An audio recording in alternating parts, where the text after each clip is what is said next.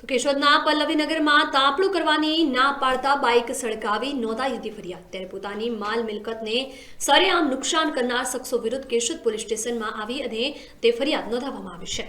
તો જૂનાગઢ જિલ્લાના કેશોદ શહેરના પલ્લવીનગર વિસ્તારમાં રહેતા પ્રેમગર ત્રિકમગર મેઘનાથની આ ગ્રીન પાર્કમાં આવેલ મકાન પાસે તાપણું કરેલ હોય અને જે બાબતે કપિલ હાજા સિંધલ અને શૈલેષ સોલંકીને પૂછપરછ કરીને ઘરમાં જતા હતા। ત્યારબાદ સાંજના સમયે ઘરની બારીઓના કાચ તૂટવાનો અવાજ આવતા બહાર નીકળતા કપિલ હાજા સિંધલ અને શૈલેષ સોલંકી જતા જેઓએ રોકતા ભૂંડી ગાળો ભાંડી અને આધેડને તમાચા માર્યા હતા। ત્યારે ફરિયાદી પ્રેમગર ત્રિકમગર મેઘનાથીના ગ્રીન પાર્ક ખાતે મકાન બહાર પાર્ક કરેલ મોટરસાયકલ રજીસ્ટ્રેશન નંબર JJ11LL 5542 માથાભારે શખ્સોએ આગ ચાંપી દીધી હતી। તો ભયભીત થઈ ગયેલા નિવૃત્ત વ્યસક પ્રેમગર ત્રિકમગર મેઘનાથી મૂઢમાર લાગેલી હાલતમાં સારવાર લેવાને બદલે ડરના કારણે ઘરમાં પુરાઈ ગયા હતા।